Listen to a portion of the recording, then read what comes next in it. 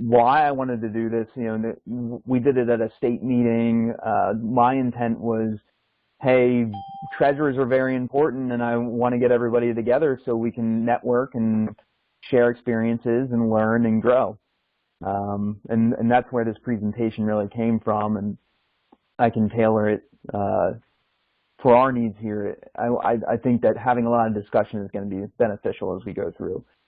I mentioned I was from Lancaster County, Pennsylvania. I serve on the State Green Party of Pennsylvania's committee as a treasurer. I'm lightly involved with the National Green Party. This is the first official interaction I've had as far as presenting on a CCC call. So it's very cool, and I thank the 24 people that showed up to listen to this. I think it's going to be a great opportunity for us to meet each other, to network, and basically strengthen our knowledge about campaign treasurers. So thanks everybody for coming, and if you can definitely use the chat as I'm talking. I'll open that and monitor it and address questions as we go on.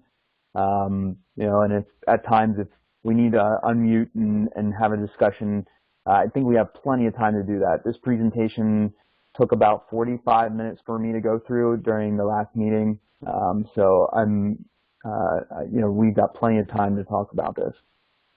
Right, Hilly, go to the next slide for me, please.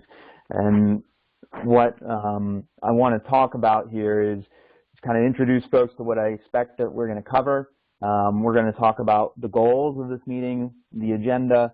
I want to make sure we're clear on the roles and responsibility of a treasurer. I want to make sure that we understand how to create a committee and how to get a bank account started. That seems to be a big hurdle for folks just because it's probably one of the most confusing things that you're going to do. Then we'll go down, we'll talk about handling funds. Obviously, filing campaign finance reports are a big part. And then, yeah, at the end, I want to leave a fair bit of time for us to talk about our personal experiences. I have a list of things that I can bring up if we don't have other things to talk about. But then a Q&A as well. That's going to be beneficial for us to talk about. Okay, next slide, Hillary. All right, the goals. What should we expect to get out of this meeting? All right, so we want to strengthen our connections, and we want to network. I thought it was cool that Hillary said that her intention was to take names and kind of build a network after this, and that was my intention of building this presentation in the first place. Treasurers are rare to come by, people that know how to do this, and when you find them, you want to hold them close, and you want to understand what they're going to do. As you pass on the knowledge to somebody else, that's a big hurdle for folks. Next bullet point there: understand role and responsibility. This is important. As you, as a treasurer, go on, how are you going to interact with the rest of the committee or the candidate? What are your responsibilities? What's your role? You need to have a clear and defined role and responsibility, so we'll talk about that. Again, building knowledge and sharing tools, resources, and experience are going to be a big part of the goals I expect that we will accomplish out of the meeting tonight. Next slide, please. All right, so this was a little bit different than what I did with my statewide presentation, because the question that came up was, hey, when do I actually need to create a committee?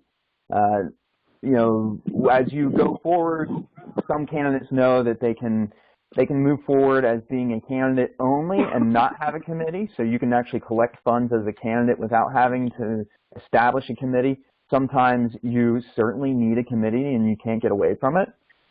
So there are options available to you. A lot of this, first bullet there, is are you spending money to influence an election? I think that's the most important point there. I know in Pennsylvania the state law matches a lot of the federal laws. Your state may be different, but a lot of it has to do with, have you declared yourself as a candidate? Are you spending money to influence that election? So, yeah, I'm sorry, I hear a little bit of feedback on the phone. If we can get it, everybody to mute their lines, that'll help. So are you spending money to influence election? This can vary from state to state, but when I'll fall back a lot on the federal guidelines, federal candidates. So if you're running for congressional office, if you raise $5,000 or if you spend $5,000, then you need to create a committee and start filing campaign finance reports. State, county, municipal candidates, that there is a bar for that. Pennsylvania, I think it's $500. And some states are going to vary differently. So when you're out there and you're just kind of pulling the levers on, do I have enough of a presence to run for a race? Is this going to be worth my time? Do people think that I'm going to do well in this race? Keep that in mind, that you may have to start to create a committee just because you got your name out there, and other times there's just a monetary value, and that's confusing for folks. You see that people will start, you'll see a GoFundMe account go up. They're going to collect a little bit of money. Maybe they're going to put out a survey, and that costs money to figure out in their area if there's enough interest for them to run as a candidate. That could be okay, as long as you're not spending more than certain federal or state or local caps. So that's going to require some research, but want folks to be aware that that could be a limit. Some states have just the blanket expectation that if you're receiving money, that you may have to file for a committee. In Pennsylvania, I know, this is the second bullet on the slide, that you can run, you don't need a committee, but you can run as a candidate yourself, and you can deal with all the money in your own personal bank account or set an account aside just for your campaign expenses. But there's a certain dollar cap where you actually don't need to report anything. It's very small. But what I learned, because I ran for a small borough office, was that you never know when you're just going to get that one check that is $100, $200, and all of a sudden, oh, now I need to file a campaign finance report because I exceeded that amount, and now I need to form a committee. So I know that people have said, I will not accept money beyond a certain amount because they don't want to do this. But my recommendation would be just plan on doing it. It's not that hard to get one person on board for treasurer, if you can convince them, as long as they know the expectations. And you may need a chair, but expect the unexpected, because hopefully we all do very well with our campaigns and we excel, and you get those unexpected checks. So even if you do plan to run a very small campaign, my recommendation would be just prepare to run a big campaign. It's much easier to get your name on a piece of paperwork and send it out than it is to do it retroactively. Okay, next slide, please. This one, to me, as I learned recently, was huge. Role and responsibilities. Understanding what you need to do as a campaign treasurer, and not only that, but understanding what the other folks in your organization or your committee have to do are big, because you put yourself out there a little bit. You're signing your name on checks. You're signing your name on a document that goes into the state saying that you're part of this committee. So how do you know what are your roles and responsibilities? Primarily, this is going to be the bylaws or rules of your organization. So if you're going to be the treasurer for a state party, what do the bylaws and rules say that you need to do? Are you just showing up and filing reports and writing checks? Are you doing more than that? The other aspect of it would be, what are the agency requirements? What does the county, municipality, state, or federal government say that are your requirements and your liability? Those two sub-bullets there, that's gonna be what I'd say are the starting point, and it could take some research from folks in order to get there to understand what they have to do. So if somebody comes to you and say, hey, I want you to be a state treasurer, first thing I would do is, like, let me consider what that means. Let me look at the bylaws, and then, you know, a search online of what I may have to do to report to the state.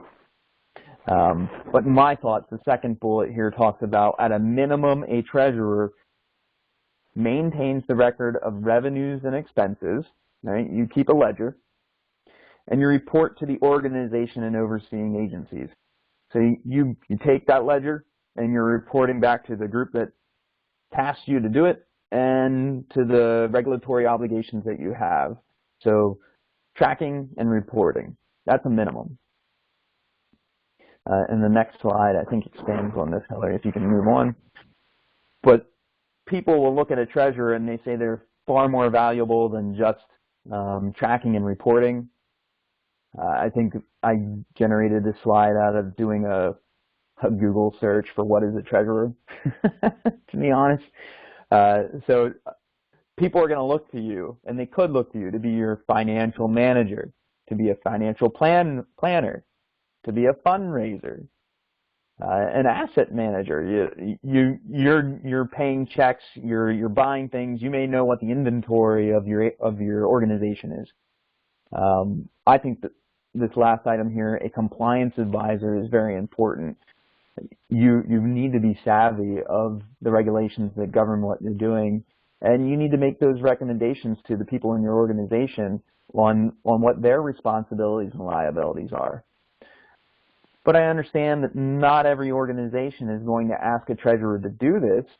They may not know that they have access to the numbers and the tools that one would need in order to do this, but some people will assume it. For instance, it would be natural to say, hey, my treasurer is my fundraiser. But is that fair to that person if they don't understand that you want that from them? And this is why I say that setting roles and responsibilities is huge, because as a treasurer, you have access to the money, you have access to the donor list, but you may not have the time or effort to make the best of it in the manner that somebody could if you had a fundraising manager. But you may be asked to do that. So that's my word of caution, is before you get into a treasurer's position, make sure you understand the roles and responsibilities. I think I have an item here that says establish your expectations. This is what I'm getting at. I'm saying that uncertainty creates error traps, and that can lead to discord in your organization or your campaign. So if your candidate expected you to do one thing and you didn't do it because you didn't know they expected you to do that, you just fell into, I'll call it, an error trap. It's a failure of the organization that your expectations didn't meet. So clear expectations, they're going to allow for smooth mechanics and accountability. That way we know who's supposed to do what, and nobody gets burned because we just didn't understand what we needed to do. So that's my word on roles and responsibilities there. We can pass to the next slide. All right, I'm going to move on. We're going to talk a little bit more about what does it take to establish a committee. And this is going to be highly dependent on your state. If you're running a statewide campaign, or a municipality or a county campaign, your state or county is going to have primacy over what you have to do to establish that committee. If it's a federal campaign, say you're going to run for Congress, you're going to go straight to the FEC. But at least in Pennsylvania, I know there's a lot of similar items. When I go to the FEC webpage and I see what's up there and I read their laws and their regulations and the requirements, Pennsylvania mimics it a very good bit. They may have some more stringent requirements, but for instance, the certain types of forms are very similar. So when I go through the slide, I'll probably talk a little bit about Pennsylvania, but understand that this is going to reflect very similar in the state you have. Generally, there's going to be two types of forms that you're going to have to file.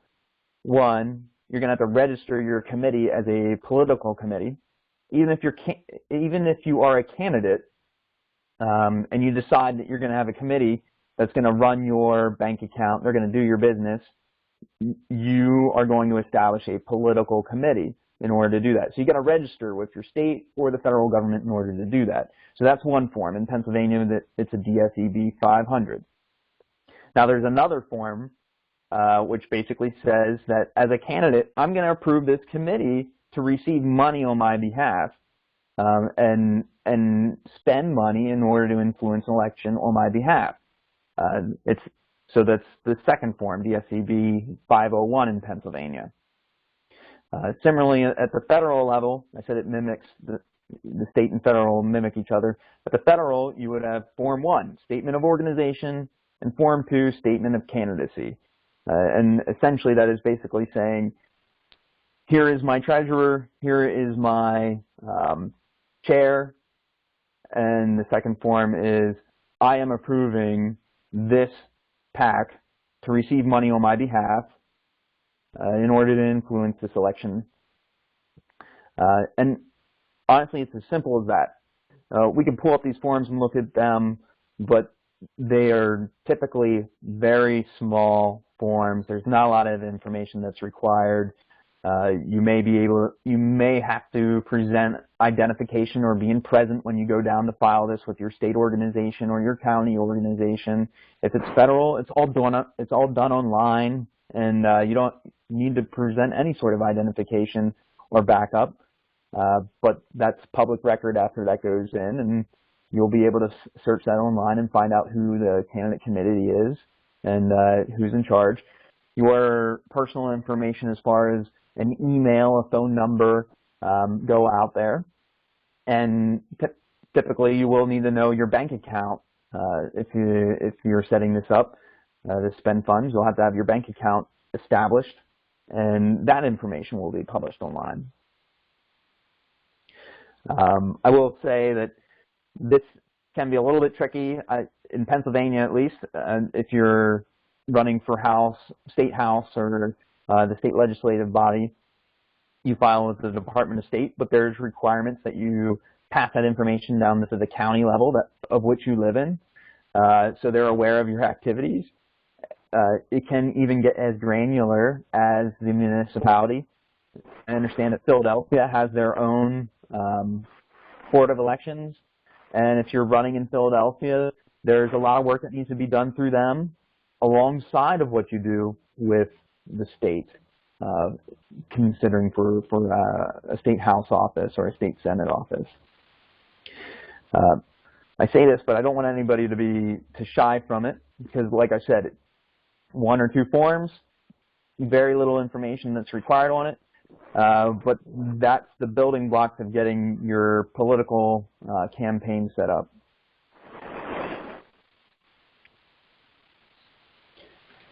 And I have some tips here. These are things I've learned. So say you had a change in the campaign committee, a mailing address changed, a phone number changed, an email changed, the treasurer changed, or the chair. Typically, you can just go ahead and fill that form out and send it right in again and update that form. And that's super important because you're going to get mail. You know, the world still works on mail. You're going to get emails from the state or from your municipality. And these could be things like filing deadlines. They could be things like, you missed a filing deadline. We're going to implement a fee on you. Please respond. Or just in case that folks are out there and they want to get in contact with your committee because it becomes a public record. So amended forms can be submitted at any time. Keep your information up to date. One thing I learned here in Pennsylvania is that there seems to be a do loop with getting the form started. They say, who's your bank account? And you go to the bank and you say, I want to open a bank account. But the bank says, show me your completed DSCB 500. And you say, I don't have that yet because I need your information on my form. So make sure you go through that process and you understand what the bank needs before submitting this form. In the case of Pennsylvania, all we had to do was declare which bank we were going to have a bank account at. we didn't actually need to have that account open at the time we established our committee. It was that was an interesting do loop, but people have asked me question to me before is, hey, the state wants me to put a bank down. I don't have a bank account. The bank wants me to provide proof that I'm a committee, but I don't have a committee because I need the bank account information. So there are those do loops out there.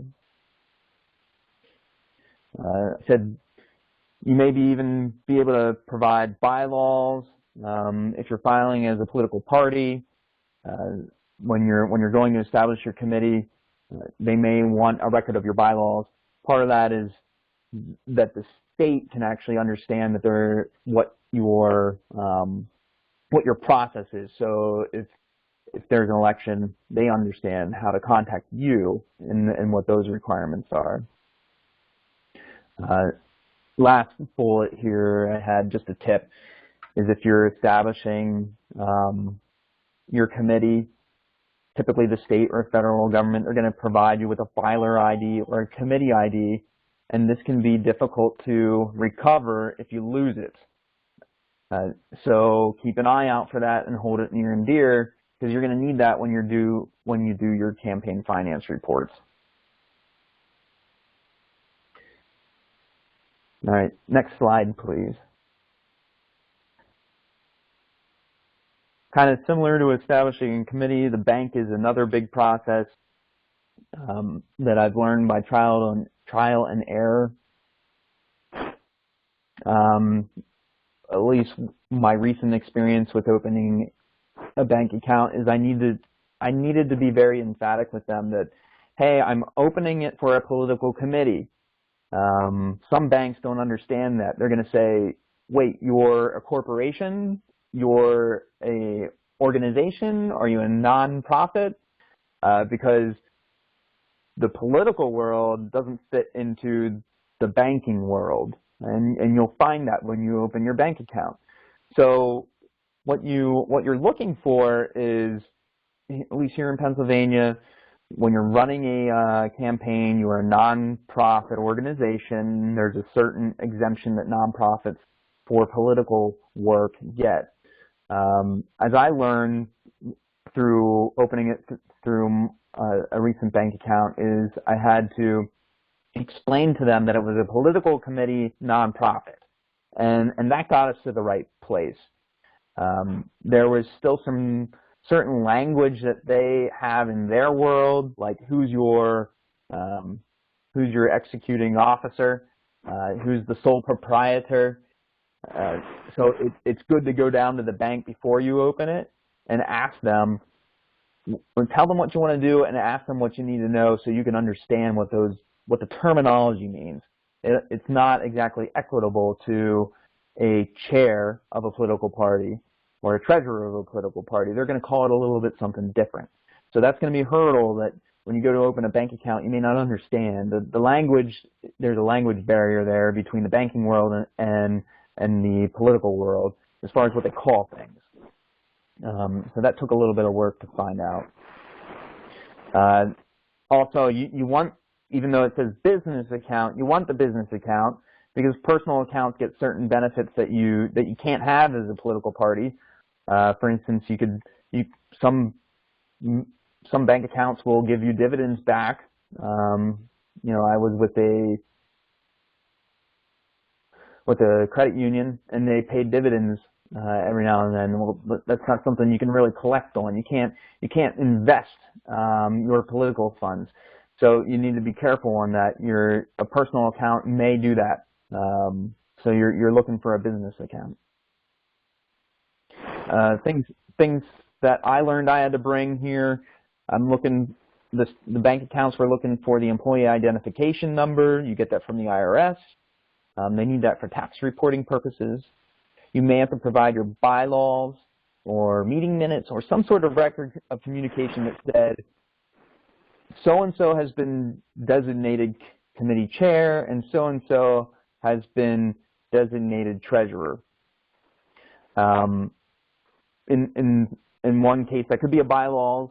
I used an email for a candidate where recently it was just, hey, on such and such date, person XYZ met, and we consist of the committee for such and such candidate, and we appointed this person as treasurer, and that email went into the bank as proof that I was treasurer of that committee. Another thing required state federal committee registration forms. And earlier I was given the Pennsylvania example, the DSCD 500, or the federal example, the Form 1 or Form 2, that says that I'm a committee. They want record of that at the bank. You may or may not need to be present, both chair and treasurer, and provide identification, and you typically need an opening deposit.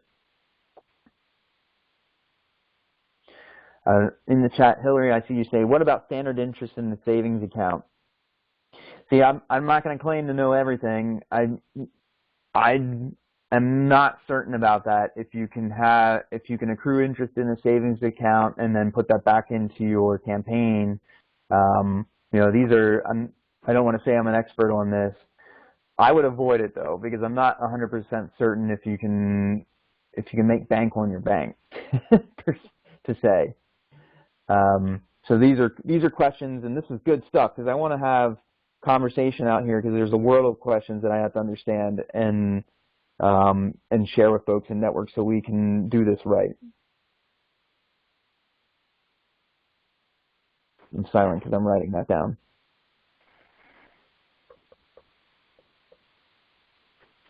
Yeah, Christian says his opening deposit for his recently was $100. I opened through a credit union where I was already a member, and it was $5, which was super easy. So that can be a choice in the bank that you actually open. But be aware, you need an initial deposit.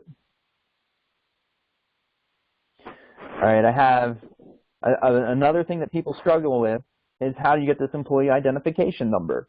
You know, what is an employee identification number? So that's a legit number with the IRS at the federal level that's gonna be pinned to your political organization. It's going to be used in the case that you do need to pay taxes on certain things. Even though political work is typically not, you know, it's a nonprofit, non-taxable, there could be things that are, like payrolls. So getting that EIN number was extremely easy, I learned. I provide a web address here. For those that can see the screen, it's an online process. It takes about 5 minutes. You can open that up fairly quickly. There's subsequent steps once you do the online process that require you to physically sign things and mail them in later. So you can get that EIN number within 5 minutes, but there's a few forms that the IRS require you to sign and return to complete the process afterwards. I think if you don't complete it, technically you don't have your EIN, but you will be able to do that online.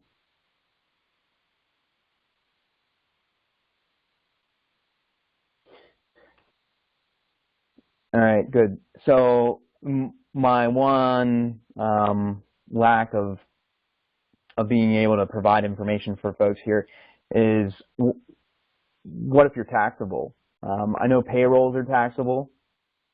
It's and that's something else that I would have to learn. But be aware of it and have some precaution to that. That if you're going to have paid staff, it's another level that you're going to have to go through the IRS, and I'm not covering that here in this presentation.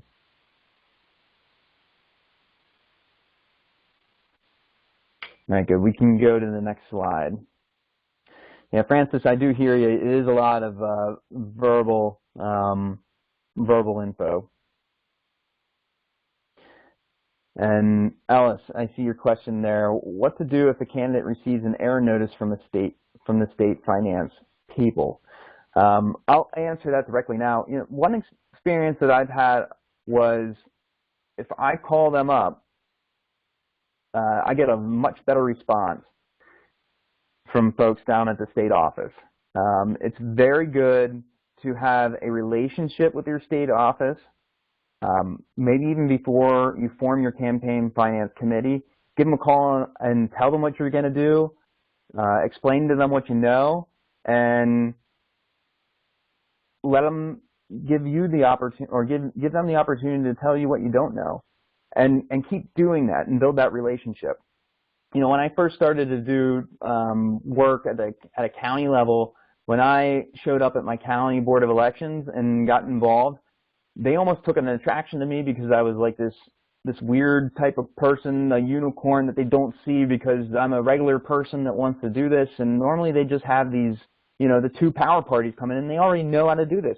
So the folks down there at BCL, they're extremely bored and they want to teach people. So I got a lot of good interaction with that. And I find it at the state level too.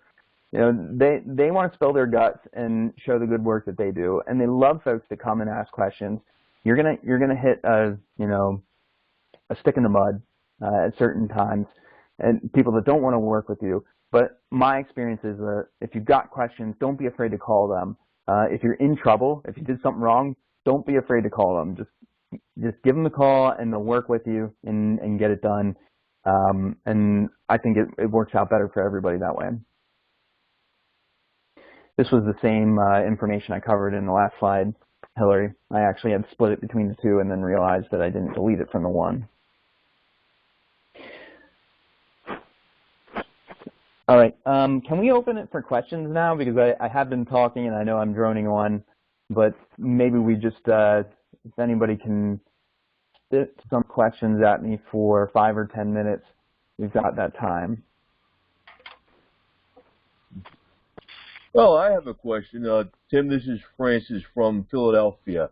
From what I've seen in these 2 sessions and meetings that have taken place in person, it sounds as though to run for public office, we Greens have to rearrange the whole universe.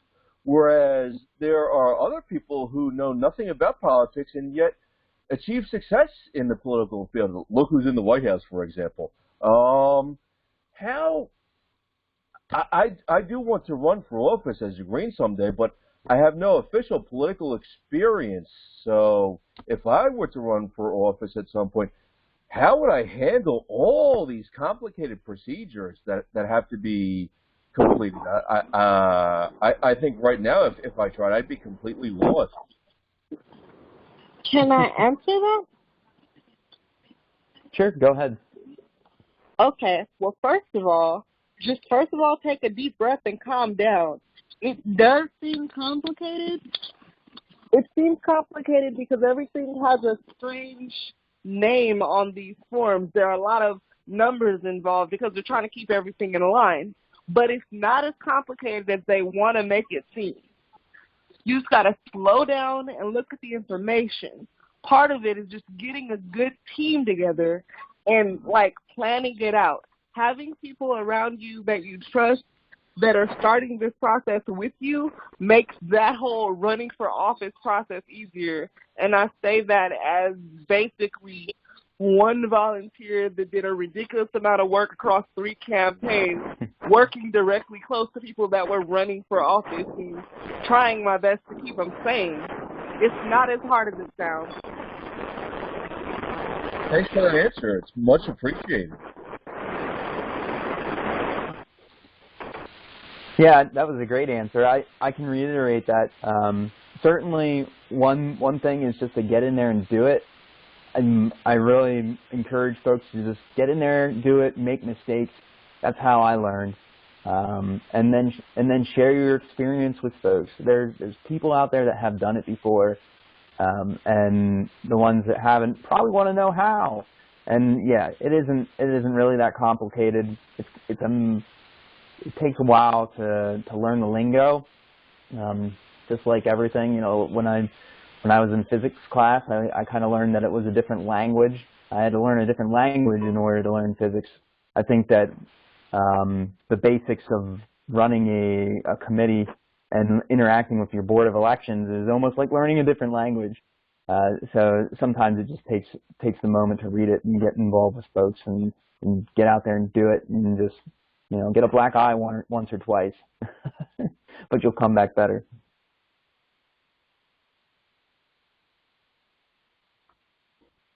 All right, any more questions?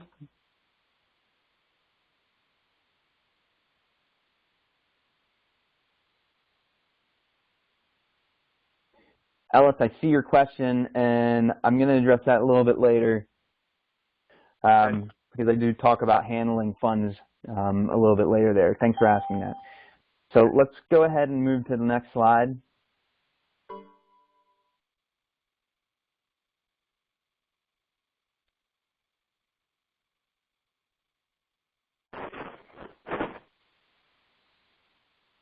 Well, Hillary, did we lose you? Or do I not see your screen?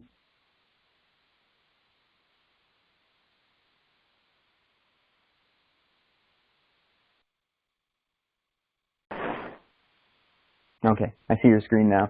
Yeah. And go ahead to the next slide.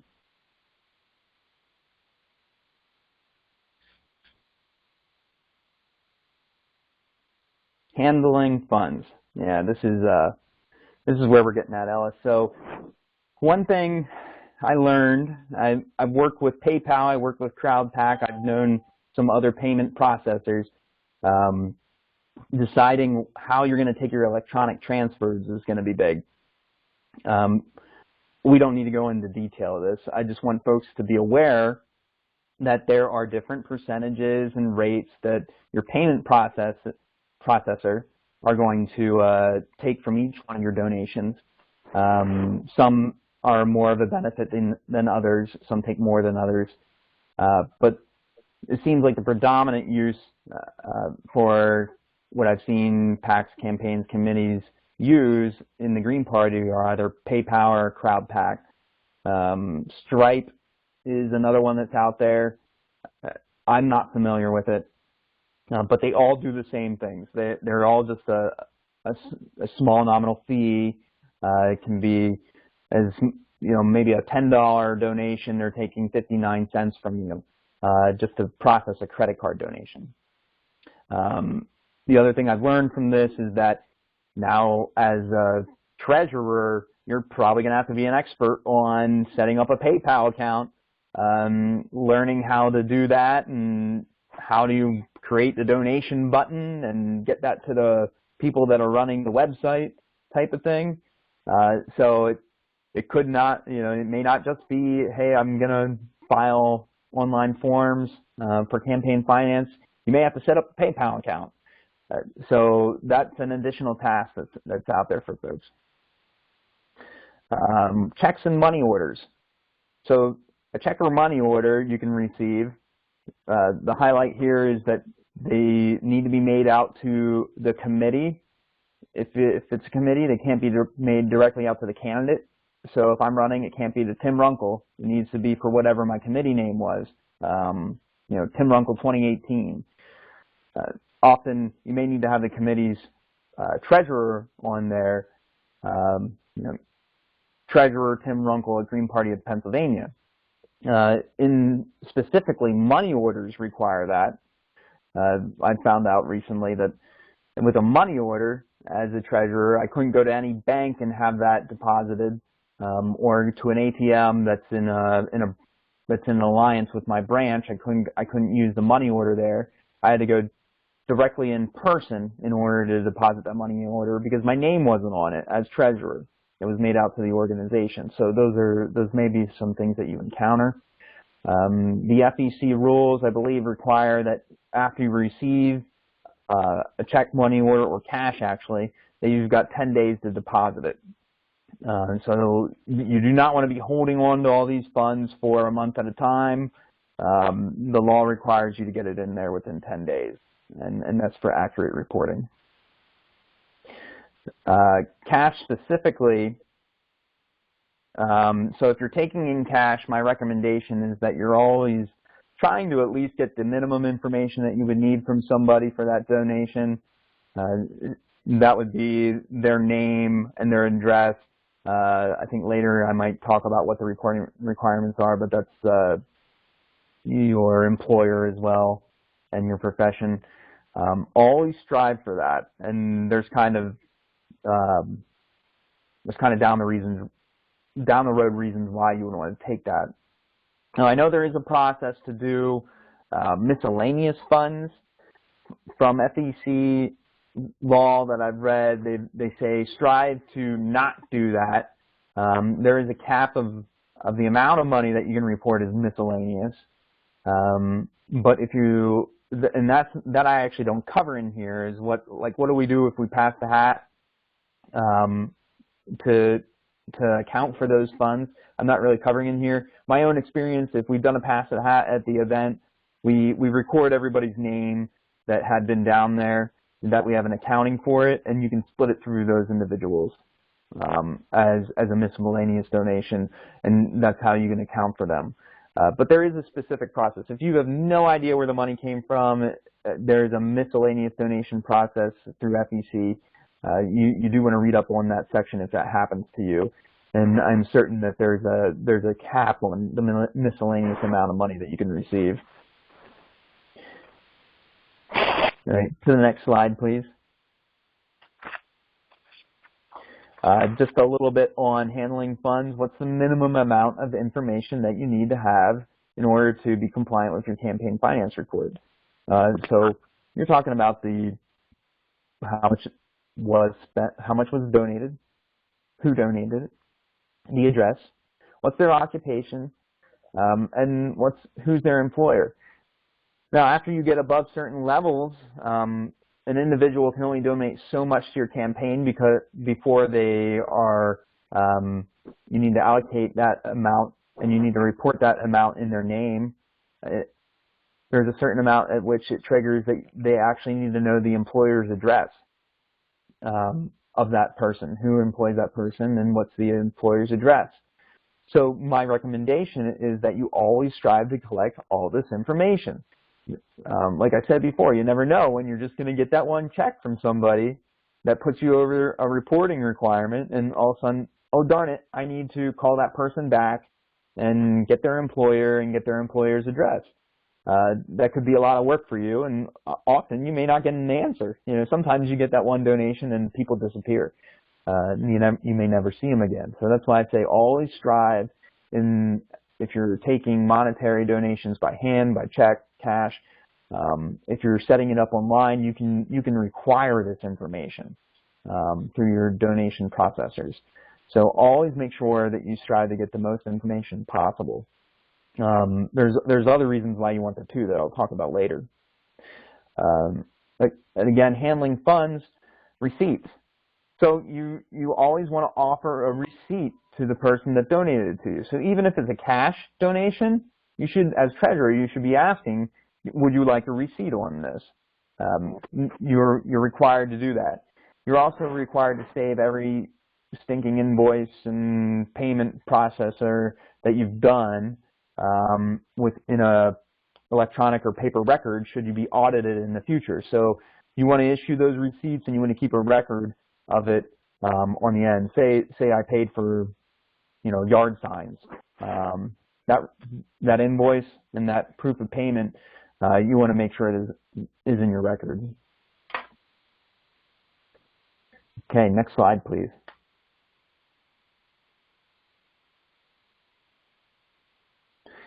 Christian, so receipts, a lot of times, how do you issue it? You'll find that PayPal can do that for you. PayPal can send an automatic receipt for every donation that's received. So actually, electronic donations are easy. If you're, like Pennsylvania uses Nation Builder, and Nation Builder will, through our website, our payment processor, those, we can generate receipts out of that. So I will say the electronic donations are easy. If it's a check or cash donation, that's something that maybe you just generate a letterhead as proof of payment and send it out. Yeah, I think I answered that question. Cash in an event. I would just ask them if they want a receipt. If they say no, you're done. All right, so this slide talks about the ledger. This is the nuts and bolts of what you're doing as a campaign treasurer. You're recording what you received and what you spent. I use a Microsoft Excel spreadsheet, and I make it very simple. This could be just the amount taken in versus the amount going out, and it needs to track the minimum reporting requirements that you would have to file in your campaign finance report. So if you think about a Microsoft Excel, and Hillary, I emailed you one. I don't know if you can access that through your email account and share it. If not, it's okay. But basically, you just build an Excel spreadsheet. It's going to have the name of the person that donated, the date, their address, their employer's address. Yep, I made a generic one here.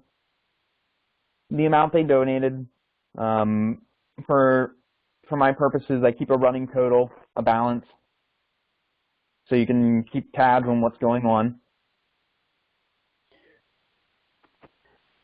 But the ledger is very important because it's keeping all this information that you need for your campaign finance report. And also, this is the record of your donors. So if you don't have a highly savvy campaign that's using a lot of the analytics to see who your best donors are, who's giving the most money, how frequently, this may be what you have in order to tell you, like, hey, can I ask this donor for $10 more in the future? That may be it.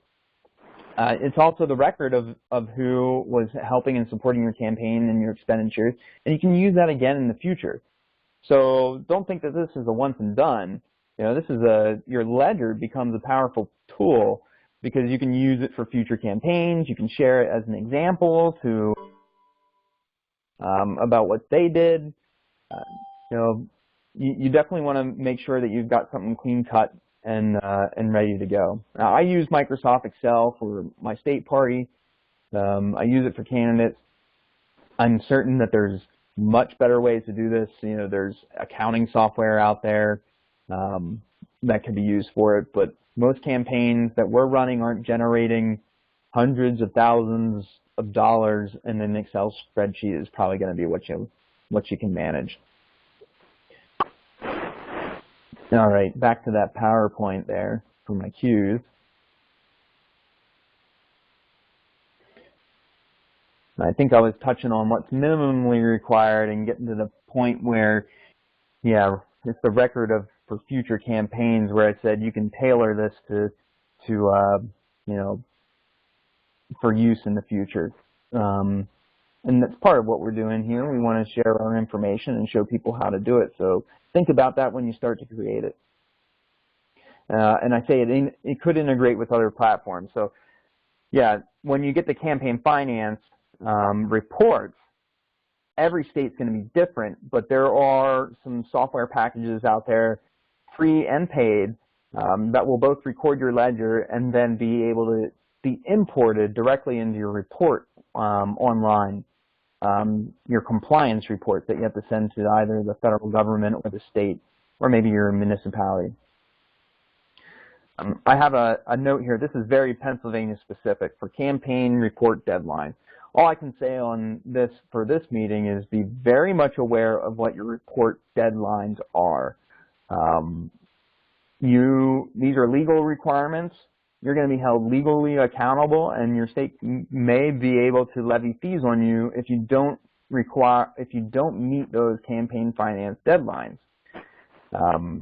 So like in Pennsylvania, there's 7 cycles to a reporting schedule. So if you actually ran from primary to general, you would have 7 reports to file.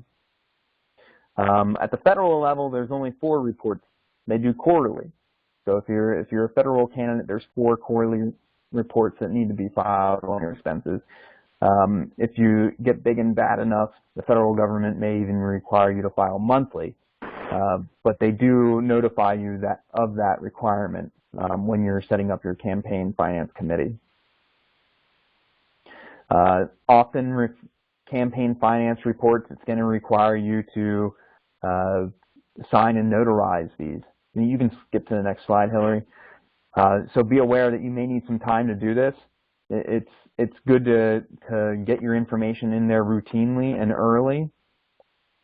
And when the deadline to file comes up, make sure that you have the availability to do it and that you have everybody present that would have to be present in order to file. I'll share a recent experience that I had that went bad, where I filed a campaign finance report for a candidate. We're not in the same location. We're actually on different sides of the state. As a treasurer, I did my part, and I got it notarized, and I sent it across the state. Next person was supposed to notarize it and send it back to the Department of State, and they couldn't because of a personal issue. They never got there, and because we didn't align our expectations, we didn't understand who was going to be where and what to do if we couldn't do it. We ended up with a couple $100 fine for not being able to meet our campaign finance deadline because the notarized copy didn't get there. So make sure that you've got the time and you understand that people are in the right place in order to execute these things. All right. One thing I want to say here is a lot of places will let you do it electronically. State, federal, the federal is all electronic actually. Your municipalities may just be easier to do by paper if you're running a small campaign. I've done paper for small county seats as well. I've learned that the benefit of an online doing it electronically is that now they got your email and they're going to send you notices when your reports are due and if you've missed a filing deadline. And I will. Yeah, I think I have a note in here that says there's software available that make this all so much more easy, depending on what state you live in, to have a ledger that is directly importable to an online filing resource. Something I look forward to learning in the future, but I haven't done yet.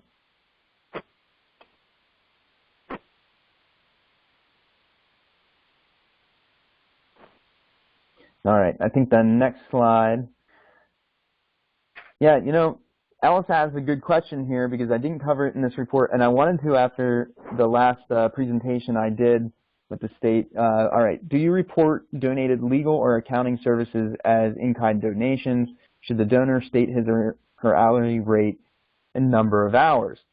Okay, so in-kind donations, I didn't cover it all in this presentation, so I'm glad you asked that question. An in-kind donation is something that's not a direct monetary donation, but it's something that had value that a person did or gave you that affected your campaign or committee and the election. So that could be, hey, you can use my office space for X number of hours a week. Hey, I'm going to go ahead and donate a ream of paper for printing, or I'm going to donate my vehicle for you to drive it across the state to meet candidates. So yeah, everything, those are in-kind donations, and they are reportable. I will say I think that in-kind donations have a lot of power because they show that somebody made a personal gift to you, more so than just financial support. So I love in-kind donations. But typically, you need to set what that amount is. What's the value of an office space? So there's market rate stuff that you can refer to, and maybe you have to set up a small little contract, a receipt or record of what that means. But that's up to you to determine to get that in. But it is reportable. So whatever backup you feel comfortable that you need to have for that in-kind donation, I would say go ahead and get it. But I don't know exactly what would be required if I have to provide rates. I don't think you do. I think you just need to have an understanding between you and the person that donated and have something that's reproducible in case you get audited. All right, this thing closing in committee, I wanted to include because what happens at the end of your campaign, Francis, I just read your question. Yeah, they can donate beer. That I would call that a meal, in my opinion. But you do see that in other people's campaign finance reports. Meals for events or refreshments for events. Those you can donate that. There's not a restriction on that. All right. So back to closing your committee. After the committee's done, after the campaign's done, you ran the race. Your job's not over. Those folks that have ran for office in this December election, or I'm sorry, the November election, they still have a campaign finance report to submit. It may be an annual report that submits. You actually have to do this thing. You have to terminate your committee. So on those forms that I talked about before, the Form 1 or Form 2 with the federal agency, there's a box to check that says, I am filing my campaign finance report, and this is going to terminate my committee. So you want to be sure to do that, because if you don't, they're going to expect another report from you. And if they don't get that report, it's going to mean fines and fees just because you didn't terminate your committee. So be aware of that. When the campaign's over, you have to seal the deal and close your committee. Now, committees, they can't have, you can't close it if you've got money in your bank account, right? So you can't close the committee if you still have $10,000 worth of committee funds. So what do you do with it? Well, you have a few options, and it's limited, that you have to donate that money to either a PAC, a party, a candidate, or you could go through a stressful process of trying to refund all the donations to the donors that you received it from. It seems like most people will just kind of give that back to the state party, or they'll give it to another candidate that's going to run. Another option you may have available to you is you could keep your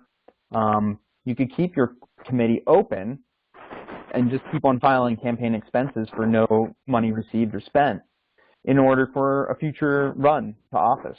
So you can do that as well.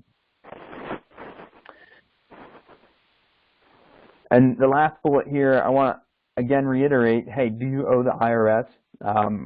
Remember, I didn't talk about if you have to pay taxes or not. Most activities when you're doing a committee are non-taxable because it's under a nonprofit status. I put the caution out there, if you've got a payroll, you definitely have to pay taxes. So be aware of that. And if you're in that scenario, make sure you know you're in that scenario and follow those processes.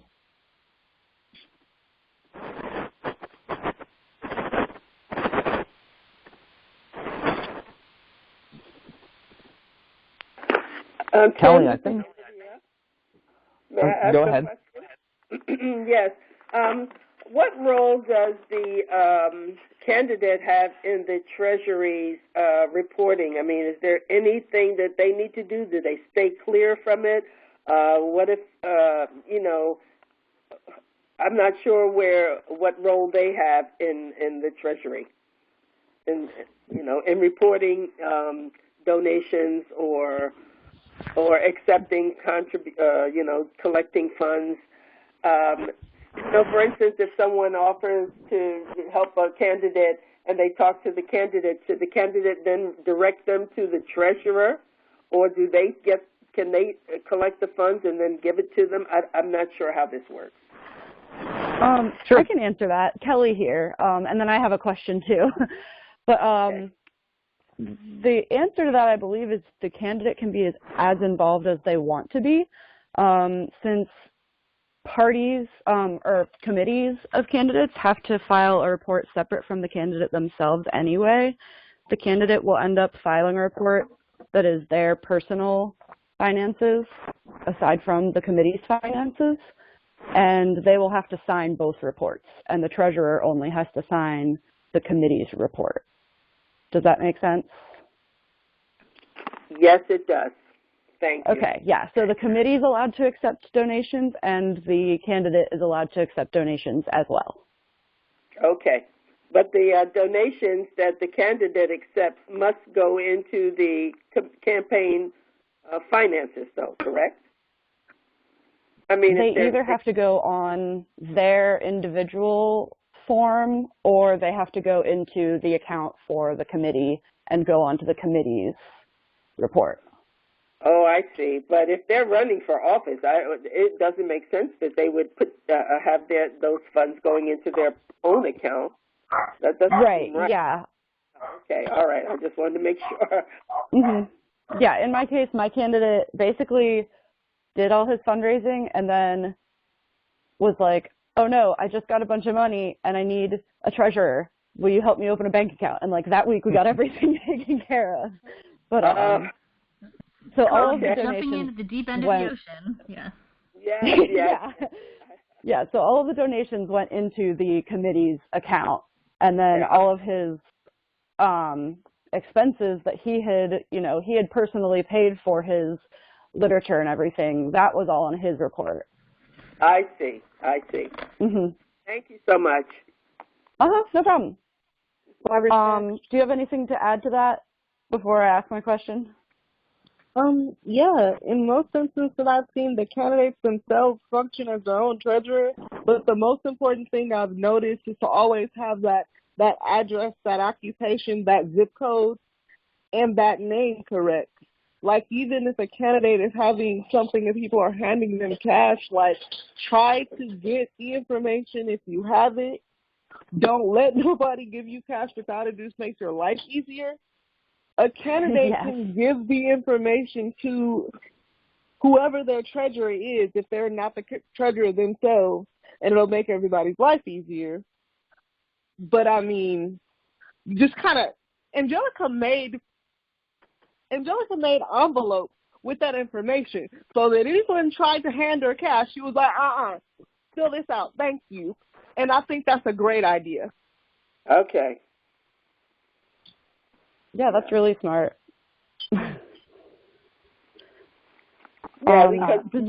So as long as they get all the information with the donations, then pass them along to the treasurer, it's fine. This is Holly Hart. Comment? Go ahead, Holly. Okay. I just wanted to say, too, I think that's an extremely good idea. In my state, it's possible that for the reporting, they actually have, you can put it in one amount and it just is collected at a fundraiser. So technically anybody giving more than $20, you're supposed to, you have to tackle them and get their information. But for other lump sums like $5, $10 or whatever, they just allow that as part of one big issue of one big reporting lump. That's very convenient. I don't, it's ideal to get obviously the names, you want that, and if I can, I've gotten those and recorded them, even if they're under the reporting limit, because they can accrue, or just to have the names and the donors, of course. But you might check into that. Just sometimes it can save you a headache if you have like a free for all rush to the door when you're having a candidate fundraiser and everybody's favorite performer comes on the stage. Right. Like in Cali, it's $99. If someone gives you $100, you're screwed. But if they give you $99, I think you're fine. But always check the booklet. Yep.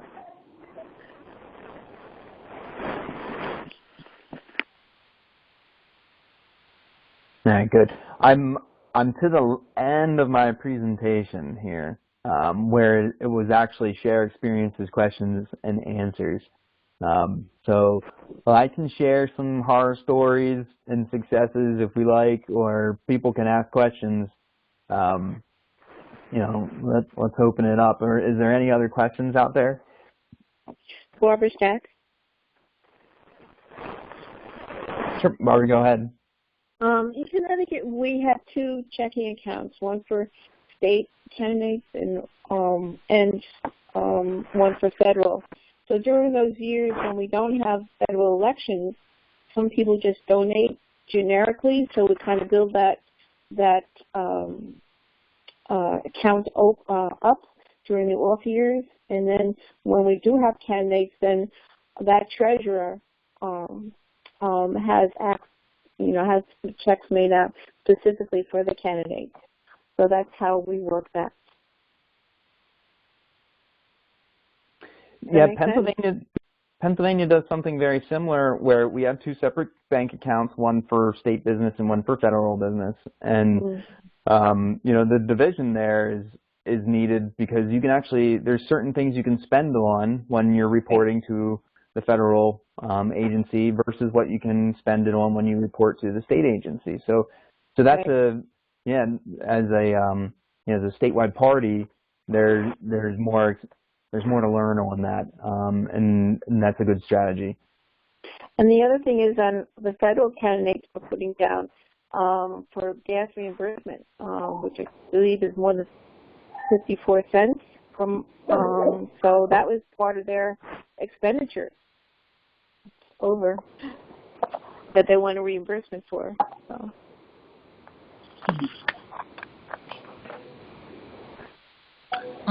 Holly, Jack. Oh, Holly, you go first.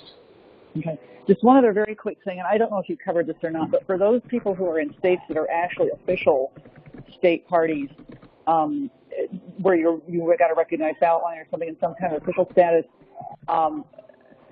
in Iowa, when that happened to us, we had an actual, you could get campaign checkoff, people paying their taxes could send $1 to the parties, and so we got like $2,000 from that, which they were amused to find that we were absolutely ecstatic about. But we had to keep that in a separate account. So this is one other thing to be aware of. If you're an official party, there might be some specific, and if you can benefit from tax donations or something like that. I don't know how many other states this applies to, but you can just make sure you know that. We had that bank account for quite a while with $1 in it, kind of holding out hope that we might have to use it again for real, but then eventually closed it. But just another thing to just keep in the back of your mind. Over.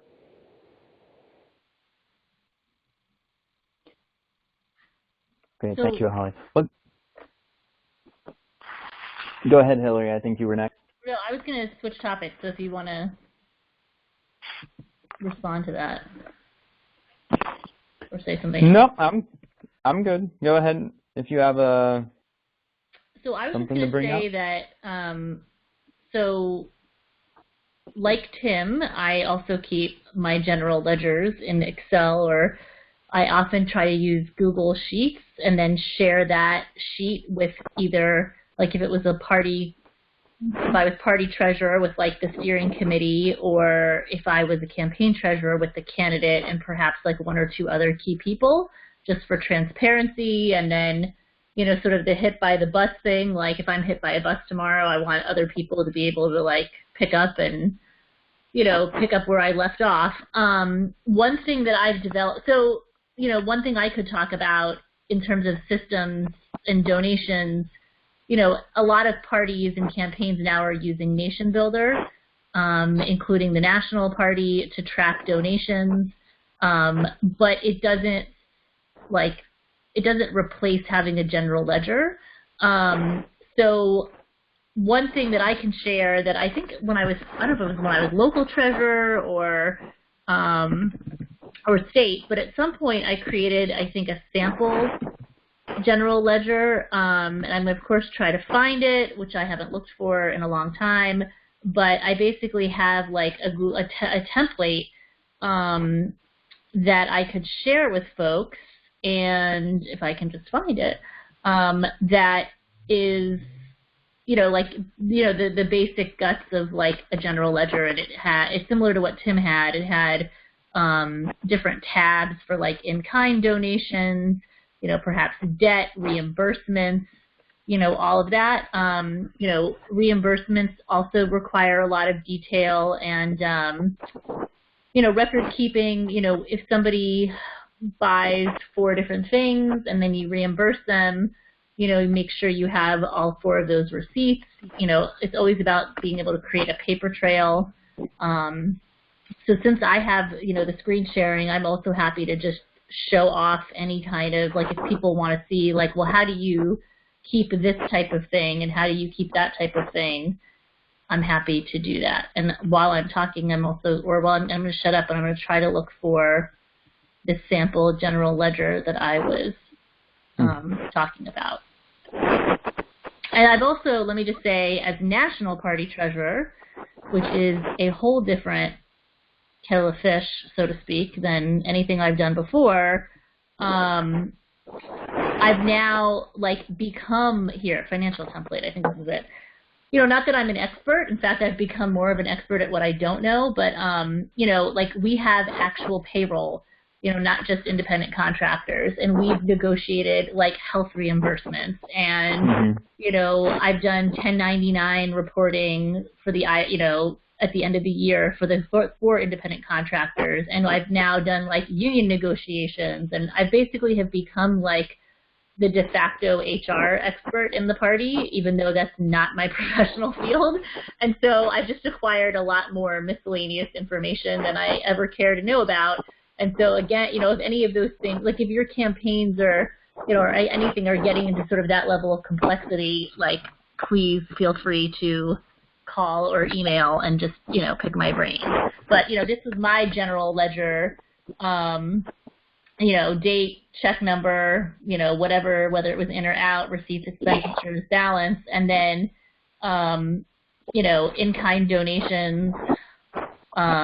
Here's where I kept donor information, and then reimbursements.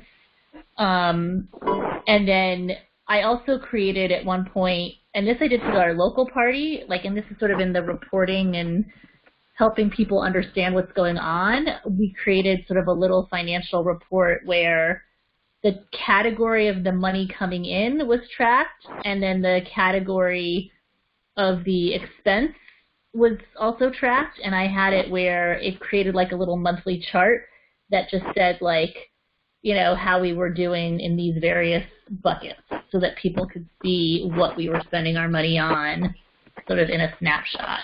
So most of this is just like formulas and, it does require like someone who's detail oriented and thorough and sort of like a stickler for, doing things right. So it is a type of personality, I will say, and level of attentiveness, but, it's not rocket science. Like, I do not have an accounting background. I'm pretty sure Tim doesn't have an accounting background either. But if you can balance your own checkbook and you're generally good with Excel and, you sort of get how financial rules work, then it's not that bad.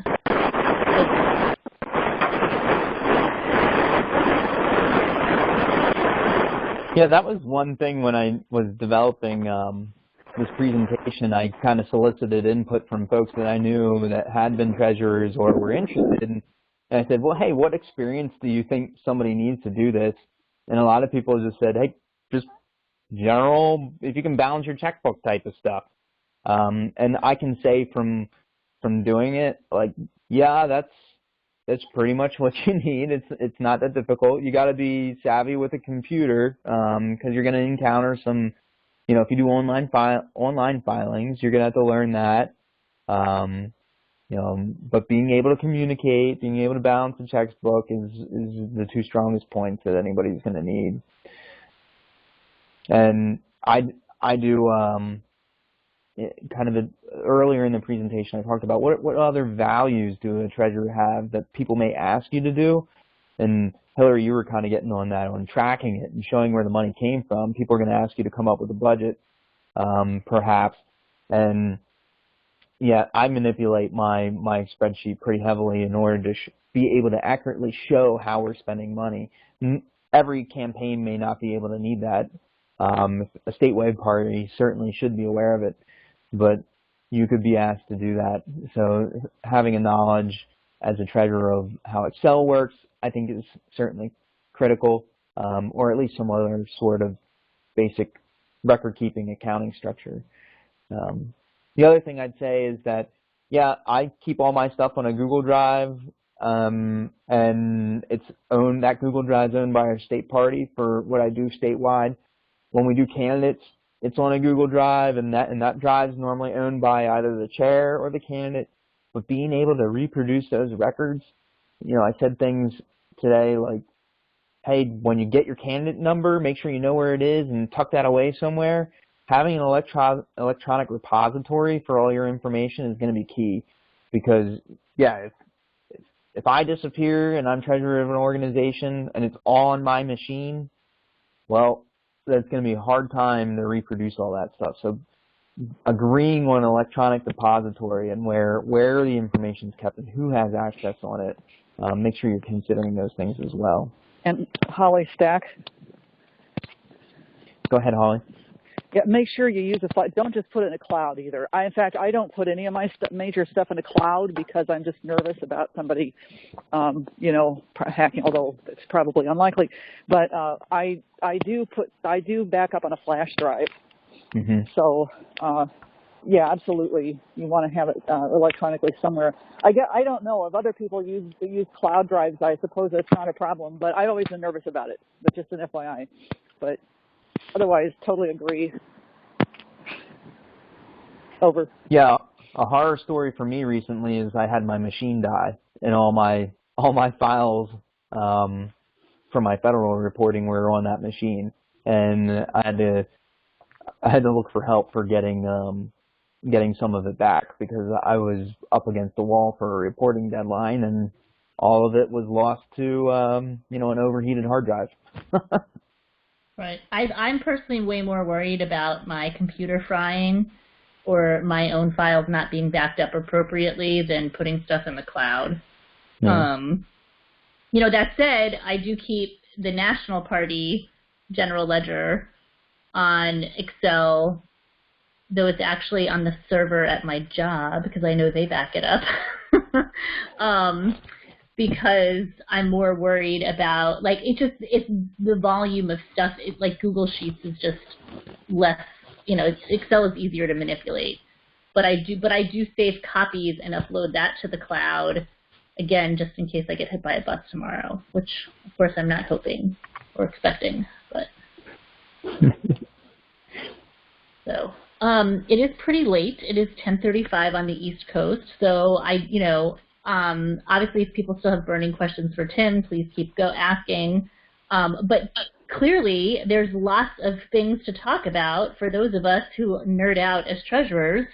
And so I'm going to follow up with everyone who was on the call, and maybe we'll create some kind of online forum, or now that I finally have gotten into Slack, a Slack channel or something for those of us who are treasurers to just sort of ask each other questions. And and I will say, I learned some things today that I was like, oh, maybe I should stop doing that. I don't know that checks get deposited within 10 days in the National Party's case, but we will work on that. So there's always things to learn, and I just want to thank Tim immensely for putting together such a thorough presentation. And of course, there's more that we could cover. But please, if you are a treasurer and you have questions, reach out. There are many of us now who have gained this expertise, and talk to other people in your state who have done this, because as you've seen from Tim's presentation, so much of it is state specific. But don't think that you have to figure all this out on your own. Starlene Stack? Yeah, Starlene. Yeah. For those who didn't hear the introductions, I'm on national staff with the Green Party. I'm doing fundraising. So if any of you have, questions about fundraising, feel free to contact me. I can also do training in how to use Nation Builder for fundraising and just basic database management if you use Nation Builder. And I can be reached at either Starlene, my first name, STARLENE, @gp.org, or at office@gp.org. That's just our general email address. So please reach out to me if you need help with fundraising. Over. Great. And I'm treasurer@gp.org for any sort of treasury and financial management type questions. And that's it. So thank you again, Tim. And the CCC webinar series should continue in the new year in January. I don't know that, Holly, do we have anything lined up specifically? I know we typically in January do sort of a, so you want to run for office, ... kind of a call. And that we usually do try to publicize more broadly, and might actually live stream that one on Facebook to encourage people to step up and become candidates. So yeah, we will keep you informed. Usually they are on a Tuesday, either second or fourth Tuesday of the month, depending on the availability of our speakers. And I think that's about it. Anything else for the good of the group? Yeah, well, I would say we'll probably, I know that we're going to try to focus on local races, obviously, coming up in 2019. So we will have at least one webinar focusing kind of on that and why and how people should get involved in that. So thank you. Thank you, Hillary, for running these very nice webinars. No problem. All right, well, I'm going to end the recording and end the call.